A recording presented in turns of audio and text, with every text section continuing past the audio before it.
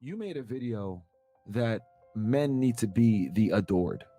And I thought that was a fantastic video. When women need to be the adorer and men need to be the adored, but we live in a society where we adore the women and not the other way around.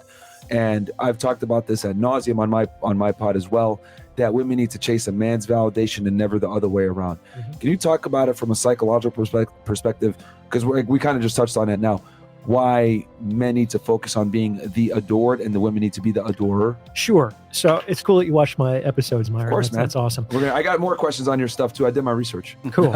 Well, you can learn more about this. I did an episode called The Balance of Attraction. Let me start there. Yeah. Which is basically like the axiom is no two people can like each other exactly the same amount. Like that is impossible, which means that in any relationship, one person likes the other person more and the other person likes the other person less. Damn. It's inevitable.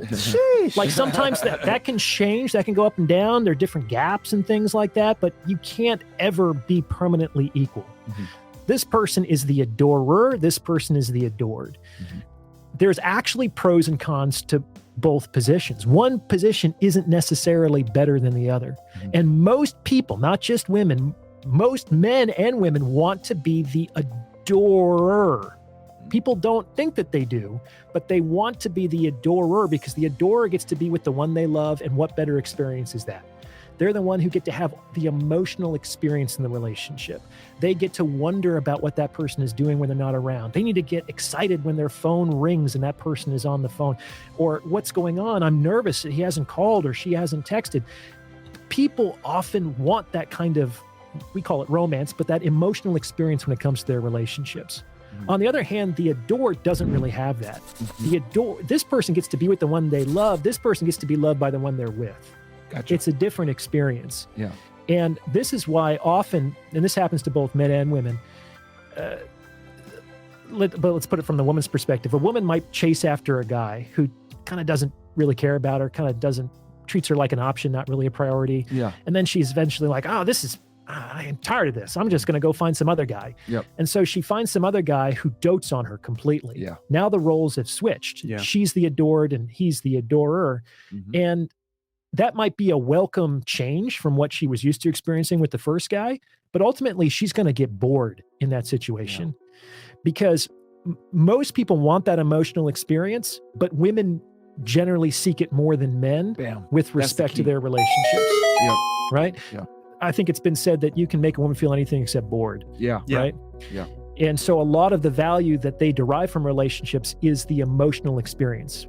I think that high value guys, to the extent that they're successful with men, they can do two things. It's what they can do for women with respect to resources and lifestyle, and what they can do to women with respect to like the tingles and emotional experience. Yeah.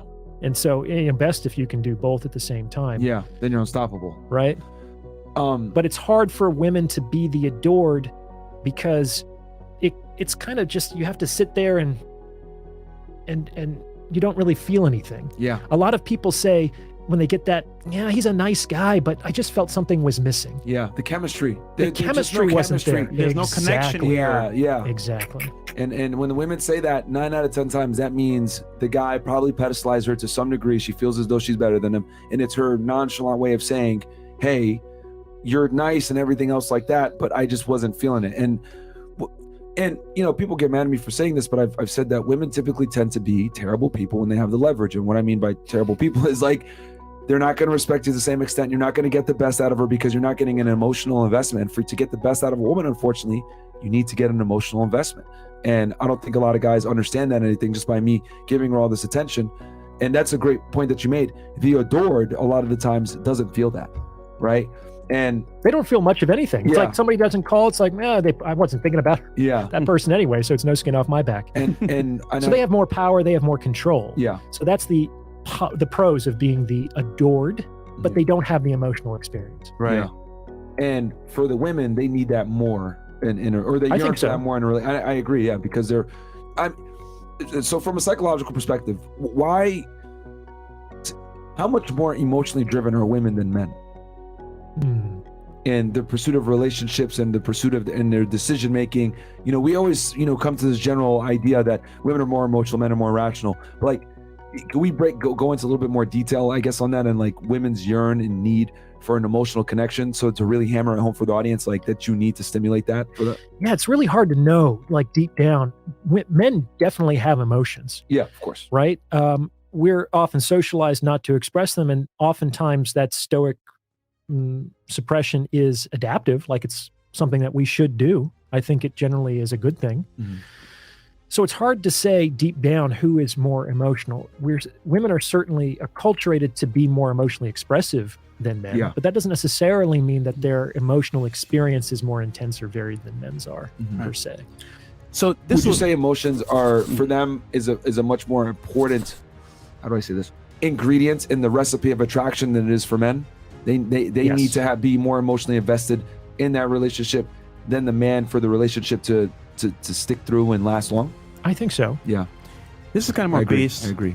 More like a based take here. I would argue, you said adore and adoree, right? That the guy, if he's like a player or wants to like have that like multiple connection with girls, has to go back and forth between both places.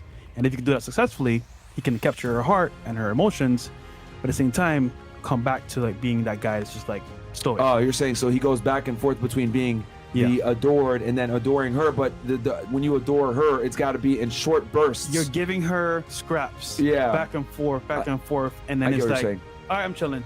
You put her in the adored situation for a very small period of time, and then you immediately take back the frame and you become the adored. Exactly. Okay. But that's an advanced level of base game you gotta have. Yeah, that could work. I think men are generally better at compartmentalizing than women are, and I think to be a player, you do have to compartmentalize. That's true. That's a very good analogy there with the adore and Dory. That's really good. And then that's a good point that you made.